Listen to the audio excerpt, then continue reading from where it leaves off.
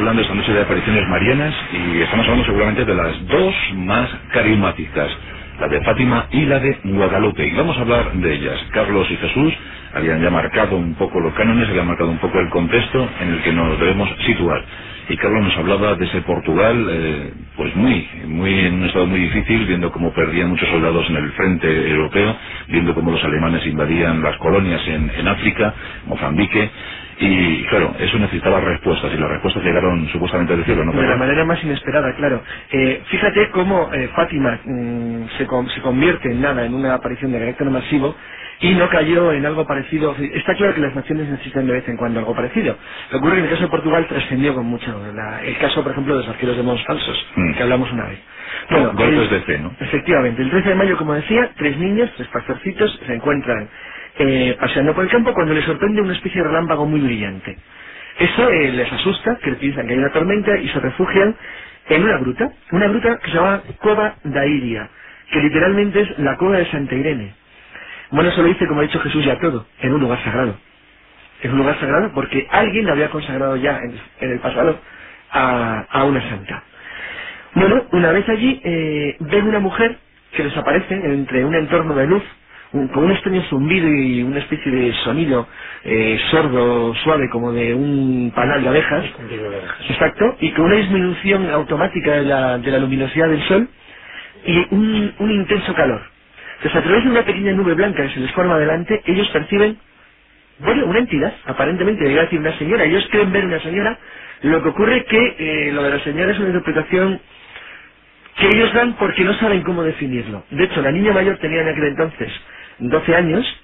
Pero por lo menos antes, Lucía, interpretación cultural, ¿no? Sí, eso es. Porque ellos, digo Lucía para que la gente se vaya fijando en la posible altura que podía tener y cómo podían percibirlo. Tenía 12 años y ella ve una entidad. No la describe, en principio, ella simplemente dice que ha visto una señora. Pero yo sí voy a describir la primera descripción que hace de ella. Mide aproximadamente 1 metro de altura, va envuelta en luz, y lleva un traje plateado ajustado con franjas de color dorado. La luz la rodea de manera intermitente y el sonido la acompaña en el movimiento. Bueno, esa descripción es muy posterior, porque se produce cuando la niña ya reflexiona con calma y tiempo después describe para la investigación de la Iglesia lo que va viendo paso a paso. Bueno, el 13 de junio, es decir, justo un mes después de la aparición, ya no había 3 personas en Cova da Iria, había 3.000. 3.000. Carlos nos ha hablado de Lucía. Después conoceríamos como Sor Lucía. 10 años tenía, ¿no? Claro, gran protagonista de este suceso simplemente por supervivencia, ¿no? Por supervivencia biológica, porque había otros 2 personajes, ¿no? Que simplemente fallecieron, ¿no? Son sus primos Jacinto y Francisco Martó, de 9 y de 7 años respectivamente, que también se encontraban al cuidado del rebaño en Cova da Iria, ¿no? Estamos hablando de una zona a 2 kilómetros de Fátima, o sea, no justamente en Fátima. Y la primera visión es la que marca, ¿no? Ese 13 de mayo de 1917 marca, bueno, pues lo que sería la secuencia de las 6 apariciones que luego tuvo la Virgen. Pero yo creo que empezaríamos mal cronológicamente si empezamos con este 13 de mayo. Muy bien. Porque la propia Sor Lucía dos Santos, en su momento ya comentó que anteriormente, y estamos hablando de 2 años antes, ya hubo otro tipo de apariciones. No de esta señora de luz, sino de lo que ella denominaba unos angelitos, ¿no? Y no solo ella, sino que siempre se ha hablado de 3 videntes y de alguna forma extraña se ha renegado de una cuarta vidente, llamada Carolina Carreira. Una cuarta vidente que muy poca gente conoce su existencia, que tenía 12 años en aquella época y que también tuvo una serie de apariciones. No solo en el año 1917, sino 2 años antes también, y vio, pues eso, a un pequeño ser, que ya identificó como un ángel, igual que identificaba pues todos los niños de aquella época, porque no podía ser otra cosa según sus palabras. Entonces empezamos a ver una serie de fenómenos extraños que empezaron a salir a la luz, pues a raíz de que 2 investigadores lusos, que era Fina de Armada y Joaquín Fernández, pues empezaron a indagar en lo que eran los archivos del padre Formigao, que era el sacerdote de Fátima en aquella época, y los testimonios que empezaron a revelarse empezaron a ser inquietantes y sorprendentes, porque no coincidía mucho con la versión oficial que había dado la Iglesia hasta ese momento, que era reticente a este tipo de apariciones, hasta que al final cuando ocurrió la última, la famosa danza del sol, en octubre del 17, pues se tuvo que rendir a la evidencia. Estamos hablando de 70.000 personas que vieron ese fenómeno que después comentaremos. Entonces el Vaticano es cuando toma cartas en el asunto, no lo reconoce oficialmente en ese momento, pero sí después, posterior.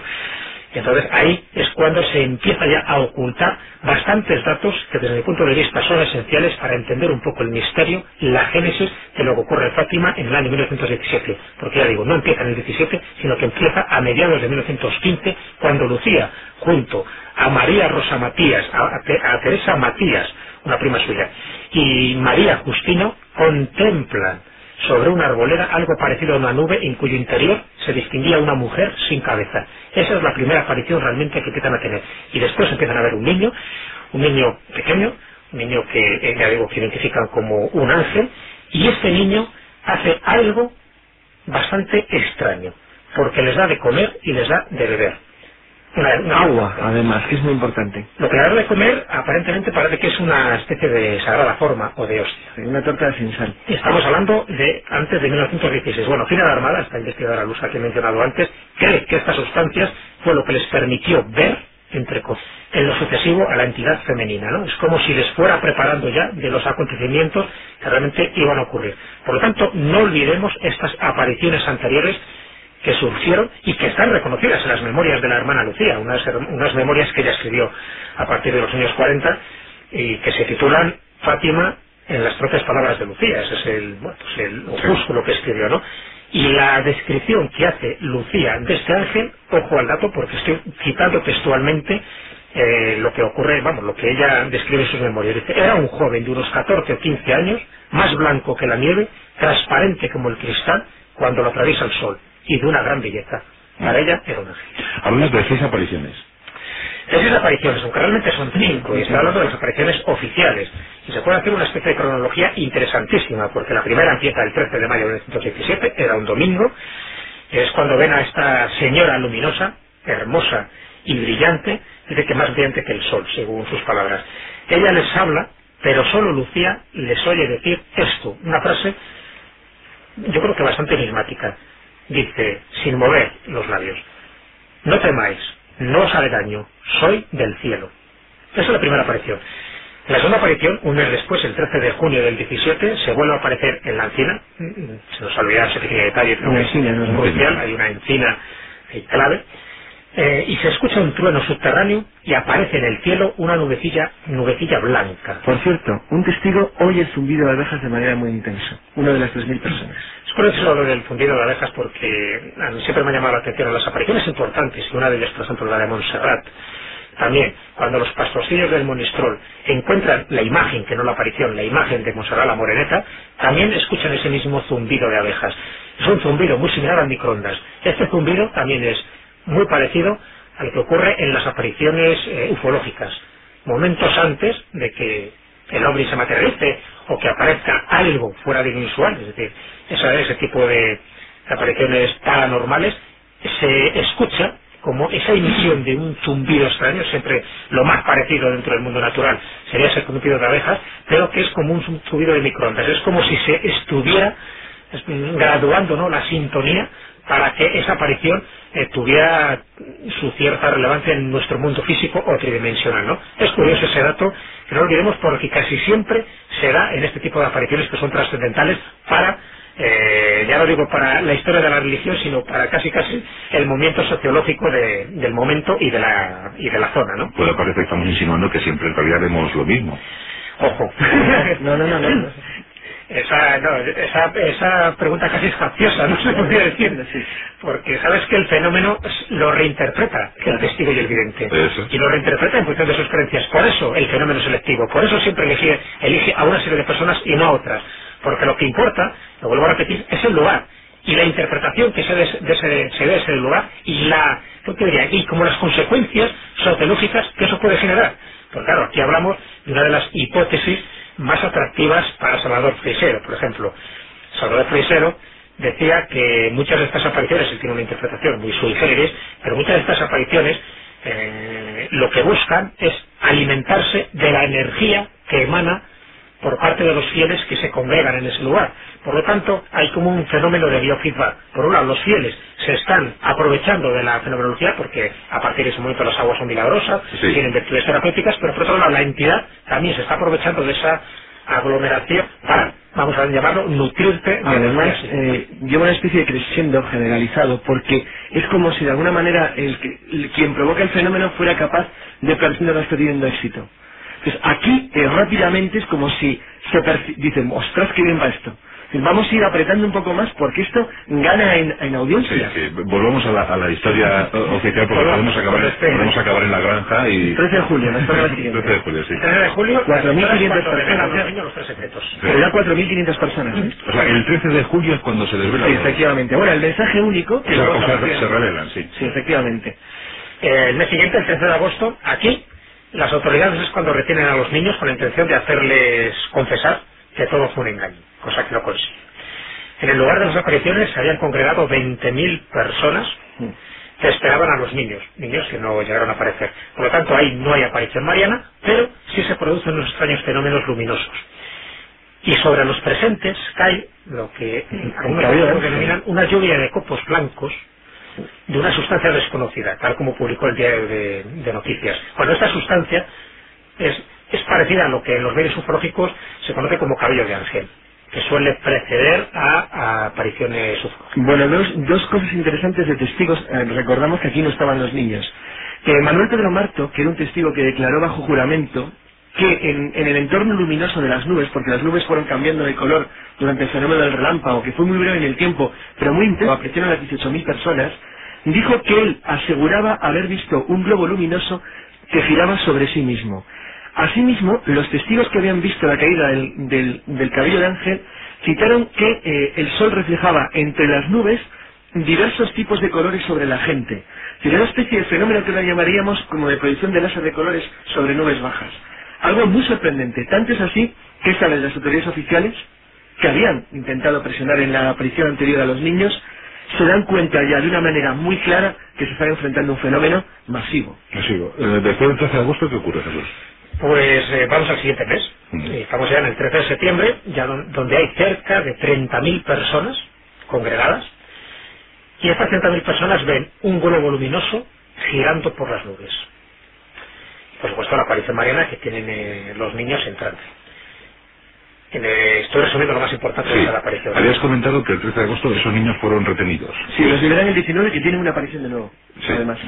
Que es cuando describen por primera vez a la mujer con franjas doradas y blancas, y cuando ellos caen de rodillas los tres de golpe, y asegura, como dice Lucía, que su alma fue transportada. O sea, los liberan porque supongo que la Iglesia entiende que el fenómeno ya es imparable, ¿no? Es imparable. Ven que el fenómeno es real, que los niños no mienten, que está generando un fenómeno de masas, y que además están produciendo fenómenos psíquicos y físicos, ¿no? Porque no solo la gente quiere percibir cosas, sino que ve, como en este caso, pues globos luminosos, efectos lumínicos, nubes que hay y de este tipo, que desde luego sí les parece como bastante extraño, cambios de luminosidades y bueno, pues determinados como fenómenos paranormales que están asociados a los trances que en ese momento están teniendo los niños mirando fijamente a la encina.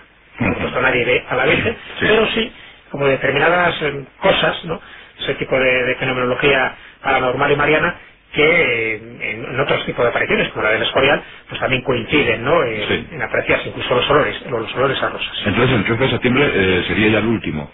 No, estaría después el 13 de octubre, que aparece el gran milagro, la danza del sol. Esas 70.000 personas congregadas, es curioso como poco a poco, cada mes, la de septiembre es muy interesante. Bueno, ahora contará Jesús algunos datos de ella, pero voy a contar una cosa en concreto. Dos sacerdotes se presentan, además se conserva su testimonio escrito entero. Se presentan en un altozano del lugar porque quieren comprobar a sus propios ojos lo que está pasando allí, y voy a leer simplemente su descripción, no la voy a comentar. Mediodía. El sol se hace menos intenso aunque no haya nubes en el cielo. Miles de personas. De repente oímos una voz. Ahí están, miren. Aparece un globo que avanza lentamente por el valle de este a oeste en dirección a los niños. Se posa sobre el árbol. A continuación se forma una nube blanca y comienza a caer del cielo pétalos blancos brillantes. Contrariamente a la perspectiva, los globos se hacen más pequeños a medida que se acercan, y cuando las personas allí reunidas tienen sus manos y sus sombreros para cogerlos... Porque algo parecido ocurrió en la de Guadalupe, que ya lo comentaremos cuando ocurrió un milagro con las flores. En este caso con las rosas, ya veréis que allí sí, no, pero antes de eso eran dos fenómenos. Es lo mismo. Y cuando los criados intentan tocar esas rosas que estaban en la yate, se volatilizan. Pero bueno, estamos en el 3 de octubre. 3 de octubre, bueno, 70.000 personas. El baile del sol. Por supuesto, ya había pasado varios meses, aquello era vox populi, y todo el mundo se acercaba allí porque nadie se quería perder lo que iba a ocurrir, porque ya venía un poco precedido de una serie de rumores que ese día iba a ocurrir un gran milagro, ¿no? Y menos mal que ocurrió, porque según dicen algunos periodistas, hubieran linchado a las niñas y no hubiera ocurrido nada. Porque la gente iba tan ilusionada, con ganas de que ocurriera, que si no ocurre lo de la danza del sol, a lo mejor estas niñas... Las corren a gorrazos. Bueno, estos niños, porque era... pues los se corren a gorrazos, seguro, ¿no? Esa es un poco la descripción que se hacía. ¿Cómo somos, Somos, ese es curioso, se va buscando el milagro y el milagro ocurrió ya. Podemos subir a la gente a un altar y luego inmediatamente apedrarlos, ¿no? Sí, bueno. La diferencia entre un santo y un hereje muchas veces es una cuestión de matices. Sí. San Francisco de Asís es un ejemplo muy claro. Iba para hereje y al final se llevaron los altares, pero que se salvó por los pelos, y algún día contaremos su historia, que también es apasionante. Sí. Bueno, es cuando se produce esa famosa danza del sol. Y aquí hay algo que posiblemente muchos oyentes tampoco lo tengan muy claro, porque se piensa que el sol empieza a danzar entre las nubes, hace una serie de piruetas, de giros. Bueno, pues cuando ese disco solar, disco plateado, como lo describen algunos de los testigos, comienza a moverse violentamente, no lo hace solo por el cielo, que es verdad que hace ese tipo de piruetas, sino que al final se precipita contra los presentes. El sol. No es el sol, evidentemente. Es esa bola luminosa que la gente interpreta como el sol. En ese momento se producen desmayos, como no, y conversiones también, porque ya dicen, aquello debía ser un fenómeno de lo más espectacular, que no sé por qué algunos sociólogos han encargado de decir que era una especie de psicosis colectiva. En fin, 70.000 personas para ser hipnotizadas es mucha hipnosis desde mi punto de vista. Y sobre todo porque había muchos escépticos, ¿eh? Hombre, no había, pues, la gran mayoría. Sí, de toda la mayoría. Fieles realmente eran muy pocos, la mayoría 4.000 pasaba y había el milagro, y realmente el milagro lo vieron, pero no porque estuvieran totalmente condicionados. Que eso desde un punto de vista psicológico se puede explicar. Bueno, los congregados reciben, según esos testimonios, un fuerte golpe de calor al tiempo que la atmósfera tomaba un color rosado. Y atención, un olor a lavanda. A lavanda. ¿Explico por la zona, Carlos? No he dicho nada. Bueno, pues aquí tenemos la panoplia de... La panoplia, un poco la cronología muy rápidamente. Sí. Anomalías, te lo puedo contar incluso a modo de resumen ya, ¿no? Los niños nunca dijeron que veían a la Virgen María, ya que la señora luminosa nunca se identificó como tal. Ojo, a diferencia de la de Lourdes, que sí se identificó al final. Los niños, y sobre todo Lucía, hablan de una entidad de 1 metro y 10 centímetros de altura. Estas son las descripciones que antes hacía alusión Carlos. Esta entidad estaba cubierta con un vestido ajustado, con una falda cerrada y a rayas transversales doradas, un poco para que los oyentes se puedan hacer una idea, como una especie de Michelin, la figura de Michelin, ¿no? Envuelta en un manto acolchado blanco, con la cabeza cubierta con un halo transparente, sin pelo, y que no realizaba ningún movimiento facial. Ninguno, no movía la boca, para nada. Esa es la imagen que vieron. Que básicamente, además, aunque se dirigía a los tres, solamente Lucía la interpretaba. Esa es la imagen que vieron los niños de la Virgen. ¿Por qué ahora se adora esta imagen, la conocida? Pues fruto del azar. Cuando el fenómeno adquiere este fenómeno, ¿no? Este fenómeno sociológico de masas, tenían que buscar una virgen como fuera, ¿no? Para ser adorada, porque la gente quería una imagen. Somos así también, ¿no? Sí. Si no tienes algo presente, pues parece que ese fervor religioso no se acentúa tanto. Entonces fueron al primer taller de imágenes religiosas que había, y la imagen que encontraron era esta, era la que tenían disponible, la que ya estaba tallada. Pues inmediatamente la cogieron y la bautizaron como la Virgen de Fátima, que a partir de ese momento es la que se adora. Bueno, no tenía nada que ver con lo que vieron los niños. Ese es un dato curioso que aporta Jesús. La imagen de la Virgen de Fátima era una bien distinta a la que hoy conocemos. Pero bueno, Carlos, vamos al asunto de los 3 famosos misterios. ¿Cuándo se empieza a hablar de ese asunto? Bueno, se empieza a hablar con tiempo, porque en realidad lo de los 3 misterios es una convención. Jesús lo ha dicho al principio, no hay 3 misterios, hay un mensaje. Sí. Un mensaje que ha sido interpretado como una especie de informe global que se le transmite a los niños para que ellos lo hagan llegar a la humanidad. Como sería un plano 3 secuencias. Exacto. El cómo se convirtieron los mensajes en las 3 famosas profecías de la Virgen de Fátima es una historia que forma más parte de la Iglesia Católica y de los mecanismos internos de poder, así como suena, de la Iglesia Católica que de la realidad de las apariciones. Las niñas no manifiestan, la Virgen nos ha dado un mensaje que queremos que os digan, que eso es muy típico de las apariciones falsas, por cierto. Que aparece de repente uno y dice, ayer me vio la Virgen me dijo, tome nota. Bueno, sí. Nunca ocurre así. De hecho, el impacto psicológico que sufrieron los niños es tan profundo y tan absolutamente abrumador que durante años, porque Lucía tardó muchos años en darse realmente cuenta de qué era lo que había ocurrido, y realmente yo sigo pensando que su convencimiento de lo que ha ocurrido está en gran parte explicado por lo que la Iglesia dice oficialmente que ha ocurrido allí, más que por la sensación de lo que ella misma hubiera podido pensar, que probablemente no hubiera tenido nada a que fijarlo, dado el nivel cultural que tenía y la edad que tenía cuando se produjo la aparición. Recordemos que tarda unos 25 años, 26 años. En los 30 es cuando ella ya empieza a escribir y empieza a documentar todo lo que ha ocurrido. Yo creo sinceramente que la aparición de Fátima a partir del 13 de octubre de 1917 es un fenómeno que corresponde a la historia interna de la Iglesia Católica, no a lo que ocurrió en el fenómeno real. El mensaje básico es indiferente, si no tiene nada que ver lo que la entidad le diga a Lucía. El mensaje básico es el que ha dicho Jesús al principio: aparición, localización del lugar, características físicas del lugar muy determinadas, atracción del mayor número posible de gente y interés clarísimo en que se rece y se haga un templo. Ese es el objetivo. ¿Qué puede tener eso como trascendencia? No lo sé.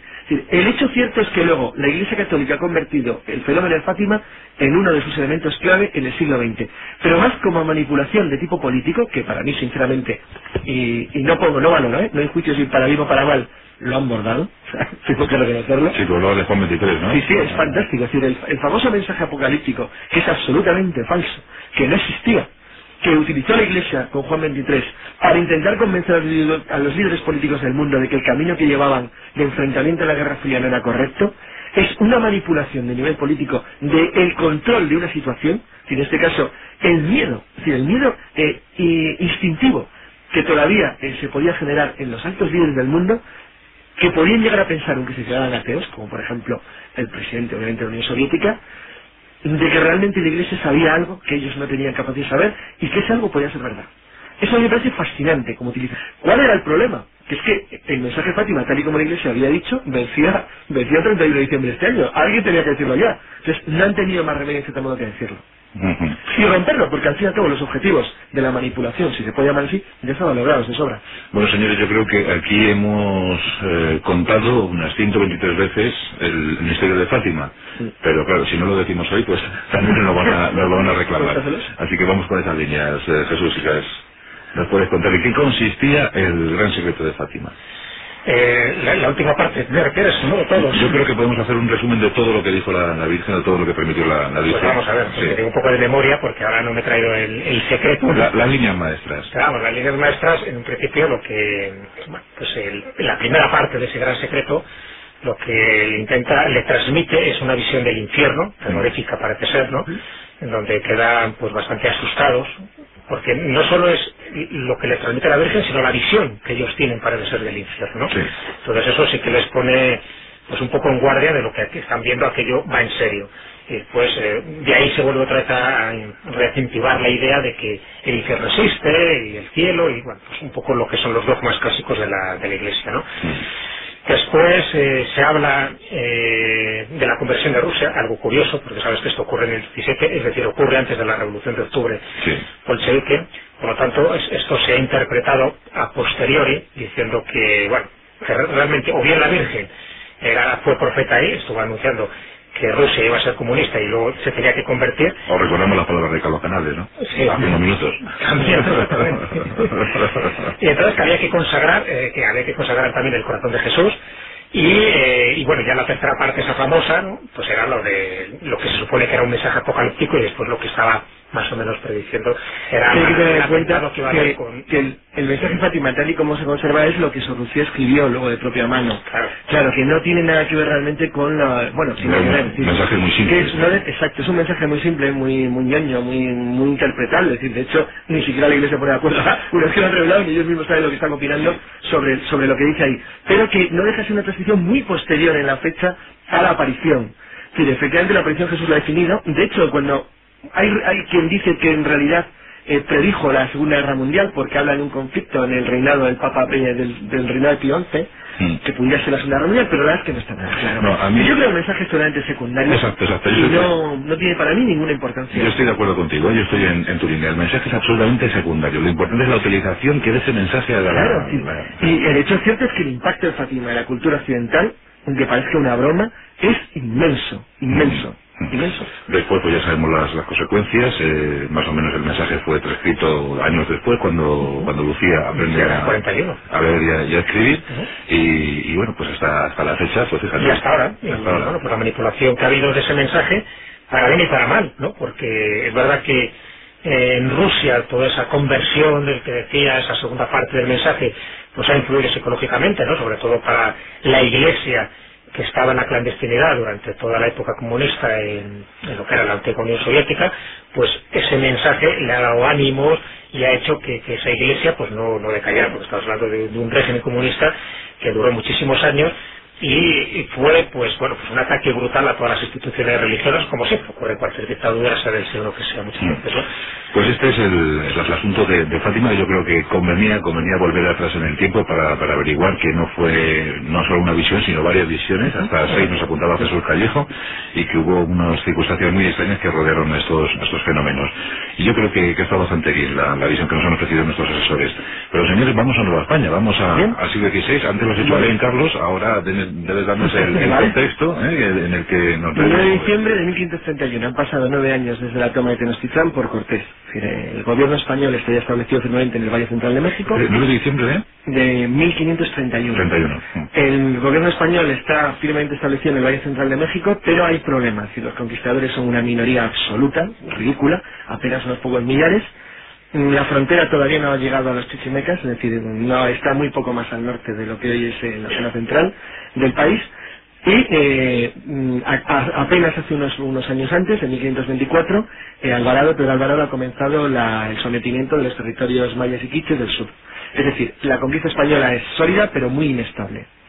En ese momento, un indio llamado Juan va caminando y en ese momento ve como una luz, como en forma de rayos de oro, baña una extraña figura que se le aparece delante.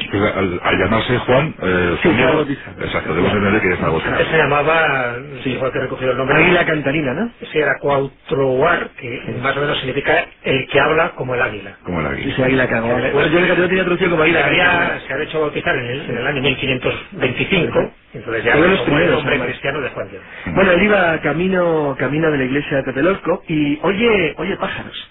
En la zona de México en la que él vive hace frío. Me extraña porque no tenía que haber sonido de pájaros en esa época. Se detiene y entonces cuando tiene el encuentro. Y el encuentro es muy similar al de Fátima. Hay un enorme rayo de luz que se le cruza delante, el rayo de luz empieza a transformarse, hay un silencio general, no oye nada, y en ese momento se le aparece delante la figura de una niña. La niña que él describe en la primera aparición es una india, como él, de unos 12 o 14 años, y le parece increíblemente guapa. Si eso es lo que él siente, simplemente. La entidad no le habla, porque nunca en ningún momento dice que le hable, pero le da un mensaje. ¿Cómo era el mensaje? No lo sabemos. El mensaje es, corre a Tenochtitlán, no dice México, le habla en náhuatl, no habla en español, aunque Juan entendía el español, el castellano. Dice, y cuéntale al obispo, todo lo que has visto y oído. Importantísimo por 2 motivos. Primero, por el atrevimiento. Vamos, que a un indio recién convertido, en el México recién construido de la época, donde los indígenas tenían estrictamente prohibido, salvo que fueran sirvientes, entrar en el Valle Español, en la zona española del barrio, porque todavía se les percibía como una amenaza, que al fin y al cabo Cuauhtémoc ha muerto solamente 6 años antes, que no solamente le mande vete a hablar le podría haber dicho vete a hablar con uno de los malinches o con uno de los españoles, no, vete a hablar con el obispo, es decir, le cita una persona, Y además, una persona que es la máxima jerarquía eclesiástica del lugar. Primero los de México. Efectivamente, el niño, Juan, que tiene 56 años, va y lo hace. Juan tiene 56 años, ha vivido el régimen azteca, es decir, conoce perfectamente las costumbres indias y no se extraña. Es decir, algo le hace interiormente ir y contar lo que ha visto. Esa es la primera aparición. Y Juan Diego va y cuenta lo que ha visto. ¿Cómo le recibe Jesús? Pero si quieres antes una pequeña precisión, que me parece importante. Sabes que esta aparición ocurre en el cerro de Tepeyac. Bueno, pues este cerro ya era sagrado anteriormente. Con lo que volvemos otra vez a... Volvemos a lo mismo, pues digo, siempre es importante ese lugar. Antaño allá se estaba adorando a la Tonanzi, que era pues una entidad sagrada, femenina también, por parte pues de los aztecas y anteriores a ellos, ¿no? Y allí hubo un templo consagrado también a esa devoción, a la devoción de Tonanzi. Bueno, un lugar de peregrinaciones que después con el tiempo se había olvidado prácticamente, hasta que con la aparición del cerro Tepeyac, pues desde luego vuelve otra vez a surgir toda esa devoción, hasta ahora, fíjate, si está la basílica. Sí. Pero el dato ese me parece importante. Ya era un lugar sagrado, anteriormente lo parece que se había olvidado con el tiempo, ¿no? Bueno, siguiendo esa cronología, pues Juan Diego pues va para allá. Bueno, ojo, también le dice esta aparición que en ese mismo lugar se le edifique un teocalli, es decir, un santuario, en ese mismo lugar. Vuelvo otra vez a precisar lo mismo que en siglos posteriores es el mensaje con que es una aparición Jesús absolutamente sincrética, ¿no? Totalmente. Bueno, y luego verás el nombre, ¿no? Al final. Detalles que a mí me parecen esenciales, porque yo creo que es lo más importante de todo, no la aparición en sí. La aparición en sí que realmente es una niña, muy bella, luminosa, etcétera, etcétera. Pero casi siempre están dando unos mensajes que son recurrentes en el tiempo. Bueno, entonces baja de pese corriendo Juan Diego y se va a México. Está muy cerquita de allí, ¿no? Y por supuesto, allí le hacen esperar, no le hacen ni caso. El obispo, estamos hablando del obispo Juan de Zumárraga, el primer obispo de México, una autoridad importantísimo, tenía todo un palacio franciscano. Y estaban las cosas como... Estaba ahí como para hacer el caso a este indio, ¿no? Entonces no le hacen ni caso. El hecho es que vuelve a traer Juan Diego al atardecer, cuando ocurre la aparición es el amanecer más o menos de este 9 de diciembre, y al atardecer va allí y bueno, y le cuenta su fracaso, de que no le ha hecho de caso, que no le ha creído, y le dice textualmente Juan Diego, con esa humildad, ¿no?, que le caracterizaba, dice, tal vez si la señora quisiera elegir a otro mejor dotado, porque él pensaba que el inútil era él, ¿no? Y le dice que no, que vuelva y que insista. Y ahí va. Entonces el obispo le vuelve a recibir ya regañadientes y dice, bueno, pues venga, si es verdad, una prueba. Y entonces el indio otra vez para allá, no se pega unas caminatas, pero hay un momento en que él no ve a la señora, porque parece que dice la leyenda que un tío suyo, Juan Bernardino, pues está muy enfermo, le manda un sacerdote porque quiere morir confesado, y entonces pues no va al cerro Tepeyac para decírselo a la señora de luz. Entonces intenta dar un rodeo para no encontrársela, porque bueno, si me la encuentro me va a decir que vaya atrás al obispo y mi tío se va a morir. Y por supuesto, como los cuentos de hadas, que nada parece. Esto será chiste, pero es que es cierto. Sí. Y ¡pumba! Y la señora luminosa le encuentra ahí en el atajo. Sí. ¿A dónde vas? Pero si Juan Diego no va a la señora va a Juan Diego. Dice textualmente la crónica, le vino a atajar los pasos. Le vino a atajar los pasos. La cosa es que le tranquiliza respecto a su tío, le dice, tranquilo, que no se dice, que hay un mío. Claro. Y le dice que en ese momento que recoja unas florecillas que hay muy cerca de allí. Estamos hablando de rosas y otras flores inencontrables en aquellos pedregales y en la época, estamos hablando de invierno, ¿no? Bueno, la cosa es que las corta y las deposita en el hueco de su ayaque, ¿no?, o su firma. Y Juan Diego otra vez va al palacio del obispo. Y ahí se ocurren dos prodigios. Bueno, el obispo le hace esperar todavía mucho más, allí en la puerta. Entonces, en eso, los dos prodigios, uno es el que conoce casi todos los oyentes, pero el otro es que los criados, se ven allí al hombre parado, con una especie de atillo, y se acercan a él y ven que hay unas flores. Ya por de pronto les extraña que en aquella época encontraran esas rosas. Y cuando intentan tocar esas flores, se volatilizan entre los dedos y ante su vista, ¿no? Lo cual eso ya, como lo veis, exactamente igual que cuando llueven en Fátima. Y el segundo prodigio ocurre, pues ya cuando está el obispo Zumárraga presente, ¿no? En ese momento abre la tela Juan Diego y conforme caían al suelo las flores, quedó impresa la imagen de la señora en el ayate. por supuesto, ya lo tremendo, el estupor fue tremendo. Sí. Esta fue la sexta aparición realmente de la Virgen. Es curioso porque también 6 son las apariciones oficiales de Y Fátima. todavía no se ha identificado, ¿eh? Todavía no se ha Aún no se ha identificado. identificado la aparición. Porque la quinta, dicen, es la que tuvo lugar a solas con Juan Bernardino, este tío que estaba ya bastante pachicho, que le cura de su enfermedad. Dice, de esta no te mueres, se moriría más adelante, pero desde luego ahí no. Por tanto, esa entidad de luz tiene poderes terapéuticos. ¿Y cuándo se identifica? Yo esto te lo dejo a Carlos, porque sé que es un episodio que le encanta decir, porque cuando se identifica dice una frase Sí. que entiende que está diciendo Guadalupe, pero no dice Guadalupe. Bueno, primero cuento crónica oficial de la Iglesia. El tío de Juan se cura y mientras esperaba al sacerdote, muy débil, incluso para el remedio que su sobrino Juan Diego le había preparado, ve que una suave luz entra por la habitación. Allí se forma una silueta luminosa de una mujer joven, india también. Ella le dice que va a curar, como ha dicho Jesús, y que informe de su misión a Juan Diego. A continuación le dice, llámame y llama a mi imagen Santa María de Guadalupe. Bueno, eso no es así. En realidad, efectivamente en la aparición, por primera vez, se autodenomina la aparición de una forma, que se da nombre a sí misma. El nombre que se da es, en náhuatl, Guadalupe Itzin. Cuando el obispo recibe el mensaje en náhuatl, interpreta que significa que es la Virgen de Guadalupe, Nuestra Señora de Guadalupe. Bueno, Guadalupe Itzin significa la serpiente emplumada. La serpiente emplumada. No digo más, ya está entendido. Pues, claro, En los 6 años siguientes se convirtieron 8 millones de personas en los valles de México al catolicismo. ¿Y qué Chacol qué opina de todo esto? El jefe también. Que es de los serpientes humanas. Bueno, pues claro, lo que pasa es que la Virgen de Guadalupe, la extremeña Virgen de Guadalupe, Sí. es curiosísima la historia. Es una historia increíble. Sí, pues, cuando conoces los orígenes, y fíjate que estamos hablando de desapariciones muy distantes en el tiempo, muchos oyentes habrán quedado sorprendidos. Todo lo que estamos contando es rigurosamente cierto, y sin embargo, seguro que no coincide con los datos que ellos más o menos tenían aprendidos.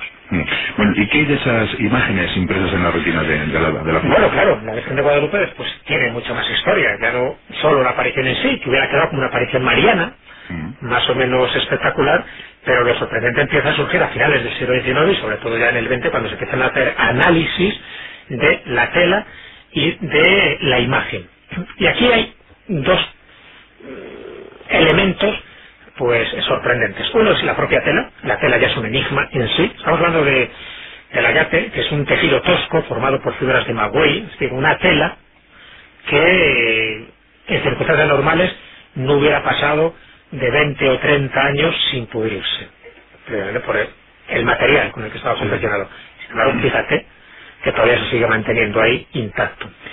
Bueno, pues esta yate o tilma, que sufrió humedad, la zona donde se dio, sufrido pues todas las inclemencias climatológicas, el humo de los cirios, el contacto con las estampas, con las manos de los fieles, con los rosarios, pues estamos hablando de así durante 116 años que estuvo al público esa imagen sin protegerse, porque a partir de 1647 sí, ya se empezó a proteger con un cristal, pero durante 116 años el manoseo que tuvo esa tela y no se ha descompuesto. Eso ya para mí es el primer milagro. Cualquier otra tela, además no se conserva ninguna de aquella época, pues se hubiera desintegrado. Vale, aquí tenemos un elemento muy curioso. Otro, ya que hemos hablado antes de los bolcheviques, por ejemplo, hay también una historia muy curiosa, una anécdota. Al poco tiempo de levantarse, ¿no?, lo que era la revolución bolchevique, pues un terrorista coloca una bomba bajo el marco de la imagen de la Virgen de Guadalupe y destruye todo lo que hay alrededor menos la tela. Aquello se considera un milagro. El otro milagro, estamos hablando, hemos dicho lo que es la tela, esto es una anécdota lo que he contado de la bomba, es la pintura. Y aquí también muchos oyentes habrán oído algo porque hubo un libro muy extenso, ¿no?, que escribió Juan José Benítez, donde contaba pues todos los pormenores de las investigaciones que se han hecho alrededor de esa imagen y de los ojos. Bueno, de la imagen, dos cosas a destacar. No existe vestigios de pintura en la imagen. En 1936, los responsables de la Iglesia ponen en manos de Richard Kuhn, que era premio Nobel de Química, dos fibras procedentes de la tilma. Una fibra de color rojo y otra amarilla. Bueno, la conclusión de Richard Kuhn es: no existen colorantes vegetales ni animales, ni minerales. O sea, no hay pintura. No hay pintura. ¿Y en los ojos? Y bueno, es verdad que después con el tiempo, conviene aclarar que se han ido retocando esa imagen y después se han añadido estos rayos, etcétera, que eso sí es pintura. Pero lo que es la imagen auténtica, que no es la que ahora mismo podemos ver por esos retoques, lo que es la imagen auténtica, el rostro, las manos, claro, la túnica, el manto y el pie son originales, todo lo demás son añadidos. Pero el rostro es original y en el rostro están los ojos. Bueno, eso ya se supo a finales del siglo XIX, como con lupa, mirando lo que eran los ojos, se veían como imágenes. Pero ya, a raíz de, bueno, pues esto del último tercio del siglo XX, es cuando se empieza a averiguar, pues, cosas sorprendentes, ¿no? Y estamos hablando ya de 1979, cuando dos científicos norteamericanos, Smith y Callahan, de la Universidad de Florida, empiezan a investigar en serio lo que transmiten esos ojos, ¿no? O la imagen que está reflejada en esos ojos. Y ahí empiezan a ocurrir cosas muy raras, sobre todo con los datos que ellos empiezan a dar a conocer. Bueno, pues ellos y después otros oftalmólogos prestigiosos como el doctor Enrique Graue examinaron la imagen sin cristal y vieron el reflejo, lo que es el reflejo pupilar, donde se apreciaba cierta profundidad en la pupila, que ya es raro en sí en una imagen bidimensional, y en ese reflejo óptico en los ojos de la guadalupana ya se empezaron a apreciar lo que era un hombre con barba. Eso es y después, como otro hombre barbudo también, un personaje que estaba al lado. Bueno, cuando los científicos americanos empiezan a ampliar la imagen hasta 2000 veces, y en concreto las investigaciones que hizo José Tosman, un ingeniero informático, ya es el acabose, porque en ambas córneas aparece una escena con 12 personajes diferentes. Pero sí, estamos hablando de diferentes tamaños, ángulos y distancias, pero en los dos ojos se ven estos 12 personajes. Aparece la cara de un hombre anciano, por ejemplo medio calvo, que se supone que era el obispo Zumárraga porque corresponde con esa fisonomía. También se ve un indio sentado, semidesnudo, con las piernas cruzadas en la posición que parece que era habitual en aquella época. Aparece este hombre con barbas, que es la figura más grande, la que se puede ver con lupa, y otras cuantas figuras hasta 12. Bueno, hasta el momento no hay explicación científica que pueda aclarar este misterio. ¿Es la fotografía más antigua de la historia de la humanidad? Pues así es. Vamos a quedarnos con ese titular. No hay explicación científica que pueda aclarar este misterio. Estos dos misterios. Tantos misterios. Estos monográficos en acero, hoy dedicados por entero a dos de las apariciones marianas por excelencia. La aparición en Fátima y la aparición en Guadalupe. Hay otras muchas en el ranking. Ya hablaremos de ellas más en extenso. Pero hoy yo creo que esas dos merecían protagonismo. Una por el asunto del tercer misterio desvelado y la de Guadalupe, bueno, si lo queréis, por el cambio histórico que han tenido en el gobierno después de 71 años de PRI, pues bueno, sí, pues también es una especie de milagro, ¿no? Hombre, que el PRI no esté en el poder, que no se haya hecho otra aparición. Sí. Pues vamos a ver este empresario de la Coca-Cola, a ver cómo toma el mando de México. Bueno, vamos a dar un voto de confianza. Vamos a dar un voto de confianza. Dice que México a partir de ahora entra en la historia con el pie derecho. Gracias, Jesús Callejo. El próximo día en tertulia y con los asuntos fascinantes de la semana, que seguro que los hay. Pues aquí estaremos. Gracias, Carlos Canales. El próximo día nos encontramos y hablamos de estos asuntos que tanto nos interesan. Tú que eres el pelo rubio con gafas de plástico. Bueno, parece ser de concha. Pues muchas gracias a los dos, han sido nuestro monográfico. Además, ¿no? Qué cosa, Carlos. Nuestro monográfico está en serio.